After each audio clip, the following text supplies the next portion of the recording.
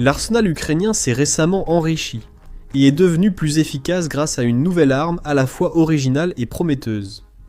Une arme qui s'élève jusqu'à des hauteurs stratosphériques avant de retomber sur ses ennemis. Une arme capable d'échapper facilement aux brouilleurs et aux systèmes de guerre électroniques.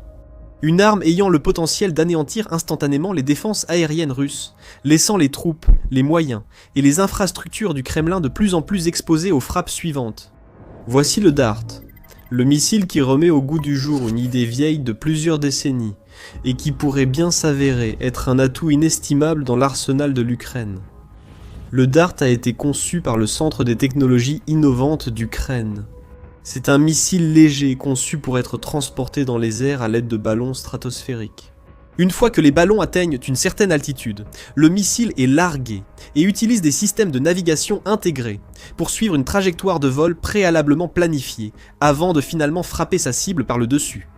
C'est un concept remarquablement simple et l'idée d'utiliser des ballons dans la guerre remonte à des siècles.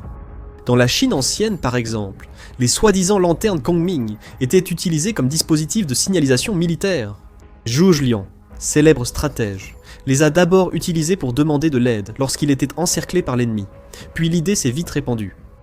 Dans le monde occidental, un autre exemple précoce d'utilisation militaire de ballons apparaît à la fin du XVIIIe siècle, lors de la bataille de Fleurus, où les Français utilisent un ballon à hydrogène pour suivre les mouvements ennemis et fournir des rapports en temps réel aux troupes au sol.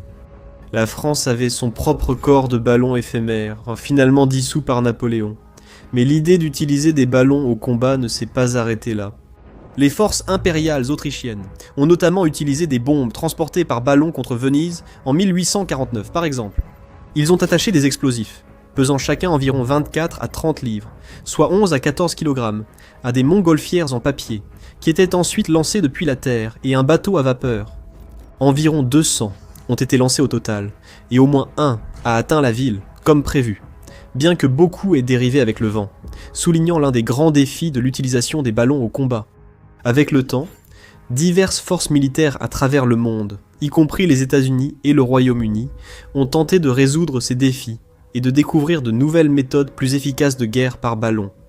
Pendant la Première Guerre mondiale, les ballons servaient surtout à l'observation, tandis que la Seconde Guerre mondiale en a élargi les usages. Les Britanniques ont utilisé des ballons de barrage pour intercepter les bombardiers allemands et les premiers missiles de croisière. Ils ont également orchestré toute une opération militaire, l'opération Outward, en utilisant des ballons. Cela comprenait le lancement d'environ 100 000 ballons, la moitié transportant des engins incendiaires et l'autre moitié des fils d'acier pour provoquer des incendies et endommager les lignes électriques à travers l'Europe, semant le chaos chez les forces allemandes. Le Japon, quant à lui, a utilisé des ballons incendiaires, également connus sous le nom de bombes-ballons Fugo, pour transporter des charges explosives à travers l'océan Pacifique. Des milliers de ces ballons, qui mesuraient environ 10 mètres de diamètre et étaient principalement fabriqués en papier de soie, ont été lancés depuis Honshu, transportant des explosifs et des engins incendiaires. Quelques centaines ont finalement été repérés à travers l'Amérique du Nord, tuant 6 personnes et provoquant quelques petits incendies de forêt.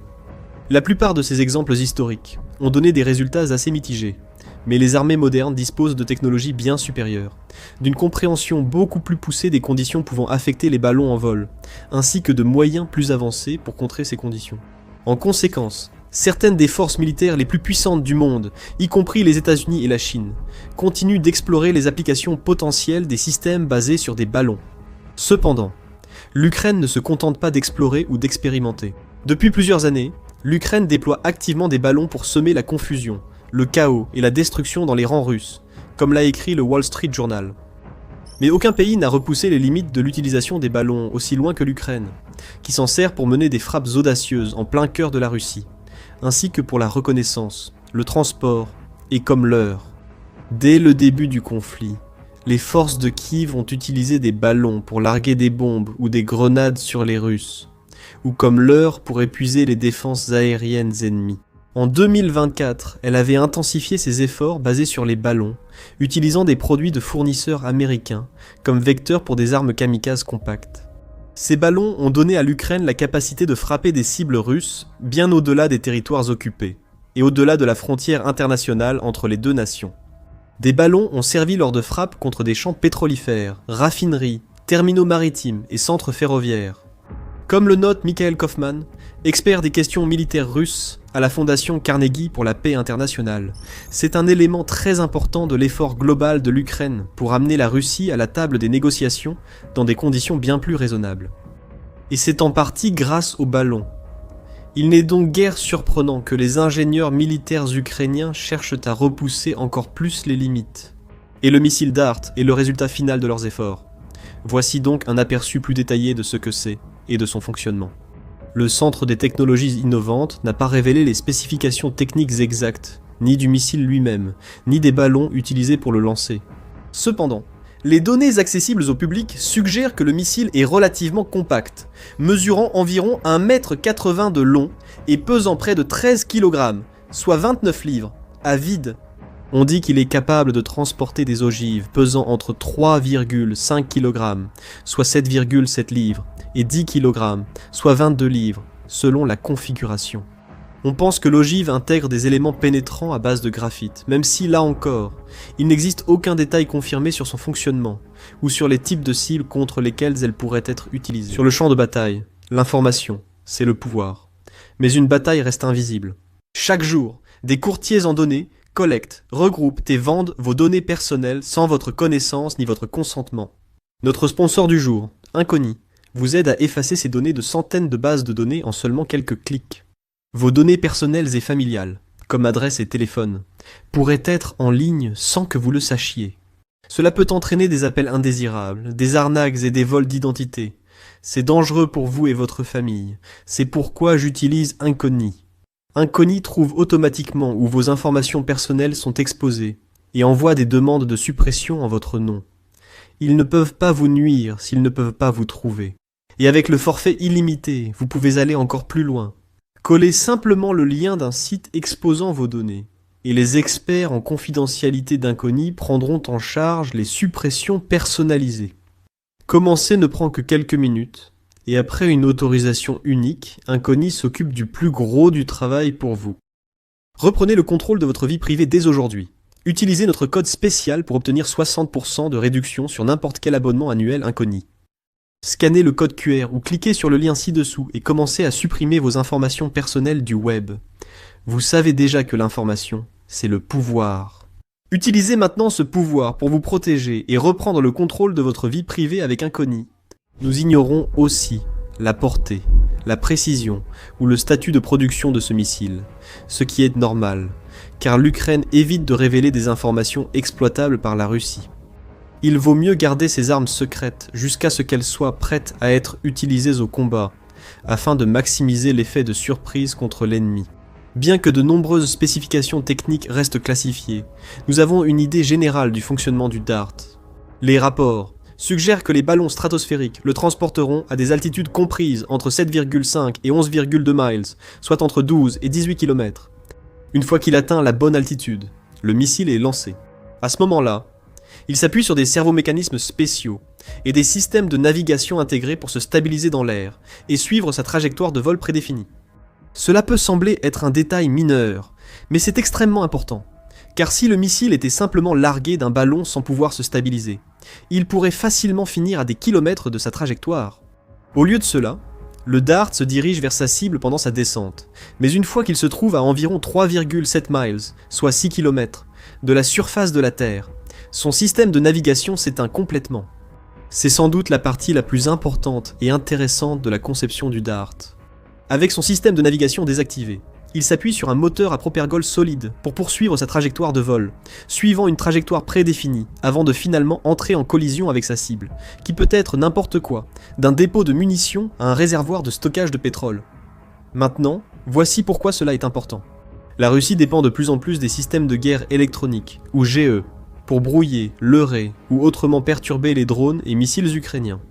Ces ingénieurs innovent toujours dans ce domaine, ajoutant des antennes et concevant des systèmes plus complexes, pour essentiellement stopper les moyens aériens de l'Ukraine sur place, couper leurs communications et désactiver leur système de navigation afin qu'ils ne puissent pas atteindre leurs cibles prévues. L'avantage unique du système DART est qu'il ne dépend pas des communications externes, ni des systèmes de navigation par satellite pendant les derniers kilomètres de sa descente. Donc, du moins en théorie, même si la Russie dispose d'une armée entière de brouilleurs de guerre électroniques au sol, prêts à saturer les ondes avec des faux signaux et du bruit parasite, cela n'a pas d'importance. Le bruit ne fait aucune différence pour ce système parce qu'il n'écoute pas. Au lieu de cela, il tombe silencieusement, sans un mot, sur sa cible, et les brouilleurs ne peuvent absolument rien faire pour l'arrêter. Dans une guerre de plus en plus dominée par la technologie de guerre électronique, c'est crucial. En effet, le Centre d'études stratégiques et internationales note que la guerre électronique est devenue l'une des forces déterminantes du conflit, avec un impact majeur pour les deux camps.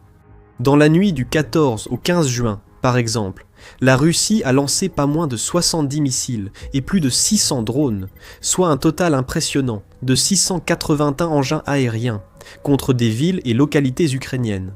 L'Ukraine a réussi à détruire ou à brouiller 632 de ces engins, ce qui témoigne de la puissance remarquable et du potentiel des systèmes de guerre électroniques pour sauver des vies et prévenir des catastrophes.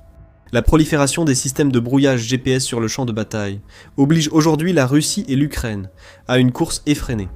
Pour trouver des méthodes de guidage alternatives, ou pour développer des armes qui, en fait, savent déjà où elles vont dès le départ et n'ont pas besoin d'être guidées tout au long du trajet. Comme le DART. Mais avant d'aborder les autres avantages uniques, applications et inconvénients potentiels de cette nouvelle arme, il y a encore plus à dire à ce sujet. Donc, si The Military Show vous est utile, n'oubliez pas de vous abonner. Le principal avantage du DART est sans doute sa capacité à échapper au système de guerre électronique ennemi, mais il n'est pas le seul. Un autre avantage énorme de ce système est lié au fait qu'il est lancé depuis un ballon. Cela signifie qu'il pourrait, en théorie, être déployé depuis presque n'importe où. Cela inclut les positions en première ligne et des zones en profondeur en Ukraine, car les relevés météorologiques montrent que les vents stratosphériques soufflent généralement vers l'est, de l'Ukraine vers la Russie. Un ballon pourrait être lancé à Kiev et porté par la brise sur 160 km ou plus vers Moscou avant de larguer sa charge utile. Puisqu'il s'agit de ballons et non d'aéronefs, les soldats ukrainiens doivent seulement gonfler le système et le laisser partir. Aucune piste ni aérodrome n'était nécessaire, et il n'est pas utile de risquer la vie d'un pilote ou de risquer d'endommager ou de détruire un avion coûteux pour employer ses munitions. Ils peuvent être lancés à tout moment, depuis presque partout, et il suffit de les laisser atteindre le territoire ennemi. Cela offre à la Russie un tout autre défi à gérer. Jusqu'à présent, elle devait faire face à une grande variété de drones et de missiles développés localement par l'Ukraine, ainsi qu'à des armes occidentales comme les Storm Shadow et les Attack-MS. Malgré leurs différences, beaucoup de ces systèmes suivent des schémas similaires et présentent des vulnérabilités exploitables par radar, défense aérienne et technologie de guerre électronique. Le DART est différent à presque tous les égards. Il s'élève à des altitudes bien supérieures à celles des drones ordinaires et fonce vers ses cibles sans dépendre des mêmes types de technologies de navigation que les missiles classiques. Et cela pose un problème à la Russie, car le Kremlin n'a pas encore de moyens éprouvés pour contrer ce type de système. Tout ce qu'elle peut faire, c'est espérer que ces systèmes de défense aérienne, comme les S-300 et S-400, soient capables de repérer les missiles à l'approche et de les intercepter avant le moment de l'impact. Mais ces dernières années ont largement prouvé que ce genre de système ne peut pas être considéré comme fiable. Des dizaines ont été détruits ou endommagés par l'Ukraine, forçant les commandants du Kremlin, avec moins de défense, à repositionner leurs ressources et à privilégier la protection de leurs infrastructures majeures et d'autres sites, comme Moscou. Même dans ces conditions, l'Ukraine continue de prouver que les défenses russes ne sont tout simplement pas suffisantes, puisque les opérateurs de drones de Kiev ont mené plusieurs frappes successives sur les villes les plus grandes et les mieux défendues, comme Moscou elle-même, ainsi que Saint-Pétersbourg. Avec la puissance du DART dans leur arsenal, les forces de défense ukrainiennes pourraient rendre ces frappes encore plus meurtrières et dévastatrices pour le Kremlin. Elles pourraient, par exemple, lancer une série de missiles DART pour neutraliser tous les radars ou défenses d'une zone ciblée en début d'attaque aérienne. Ensuite, elles pourraient enchaîner avec des essaims de drones et des missiles conventionnels, détruisant les infrastructures énergétiques exposées et les équipements militaires. Et les avantages ne s'arrêtent pas là. Il y a aussi la question du coût. Il est évident que, malgré un financement important et le soutien de ses alliés européens et internationaux, l'Ukraine ne peut égaler les dépenses militaires très élevées de la Russie. Elle ne peut pas non plus rivaliser avec son adversaire pour les stocks de munitions, la main-d'œuvre ou la capacité de production militaire. Elle ne dispose pas des vastes usines et des réseaux logistiques sur lesquels la Russie s'appuie pour fabriquer en masse des missiles et des drones coûteux. En conséquence, elle doit agir différemment. Elle doit être adaptable et limiter ses coûts. C'est pourquoi l'Ukraine s'appuie sur des innovations locales, comme sa flotte de drones diversifiés, composée surtout de véhicules aériens, sans pilote bon marché et faciles à produire. C'est aussi pourquoi l'Ukraine a passé une grande partie de cette guerre, non pas à essayer de créer l'arme parfaite, mais plutôt à investir dans des systèmes qui sont fonctionnels, abordables et difficiles à contrer pour l'ennemi. Un missile léger lancé par ballon répond parfaitement à ces critères, grâce à sa nature compacte, combiné au fait qu'il peut simplement flotter dans les airs au lieu d'être lancé et piloté. Le Dart devrait être assez peu coûteux pour l'Ukraine à produire en série. Même si le coût exact par unité est inconnu, elles sont probablement bien moins chères que les systèmes de missiles de croisière ou balistiques plus grands et complexes. Même si la tête explosive du Dart est assez petite, elle reste assez puissante pour causer de sérieux dégâts aux bonnes cibles. Cela dit, il est important de ne pas s'emballer et de ne pas supposer que le Dart est une arme parfaite, ou qu'il résout tous les problèmes de l'Ukraine. Nous ignorons encore beaucoup sur ce système, et il faudra du temps et de la patience pour en comprendre pleinement les capacités et l'efficacité sur le terrain. Les experts se posent déjà des questions. Par exemple, sur le niveau d'efficacité nécessaire des systèmes de navigation du Dart, pour qu'il puisse rester sur sa cible, même lorsque ces systèmes sont désactivés. Beaucoup ont également souligné les problèmes historiques liés au système basé sur des ballons. Quiconque a déjà laissé un ballon s'envoler au gré du vent, par exemple, sait à quel point ces objets sont sensibles au vent et aux conditions météorologiques en général. Bien sûr, les ballons stratosphériques de qualité militaire ne sont pas exactement les mêmes que les ballons d'anniversaire que l'on pourrait utiliser à la maison. Mais beaucoup des mêmes règles s'appliquent tout de même. Ils peuvent être emportés par le vent dans différentes directions et subir des changements soudains de la force du vent et des conditions météorologiques.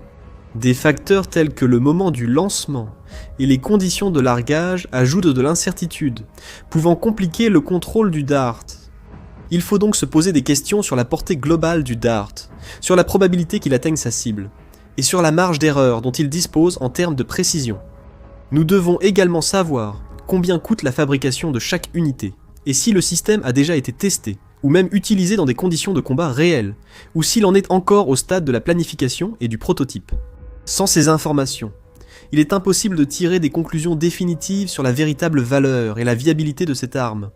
Cependant, selon nos connaissances actuelles, de nombreuses raisons rendent ce système prometteur. Sur le papier, il semble résoudre plusieurs problèmes rencontrés par l'Ukraine avec des munitions classiques, tout en posant de nouveaux défis à l'ennemi. C'est certainement une proposition unique, et qui, si elle s'avère efficace, pourrait ouvrir la voie à davantage de systèmes du même type, conçus spécifiquement pour contrer les technologies de guerre électronique en désactivant leur propre système de navigation interne à l'approche de la cible. Et Kiev n'a aucune intention de s'arrêter là. Bien qu'ils aient été assez discrets sur les spécifications techniques du Dart, les développeurs du système ont ouvertement admis que sa technologie pourrait servir de base à de futurs projets, qui pourraient inclure des missiles balistiques et des missiles solaires. Encore une fois, il n'y a pas d'autres détails sur ce que cela pourrait impliquer. Cependant, les équipes ukrainiennes pourraient déjà chercher d'autres façons d'utiliser des ballons pour lancer des munitions plus grosses et plus meurtrières, ou intégrer des systèmes de navigation avancés, afin de contourner les brouilleurs russes.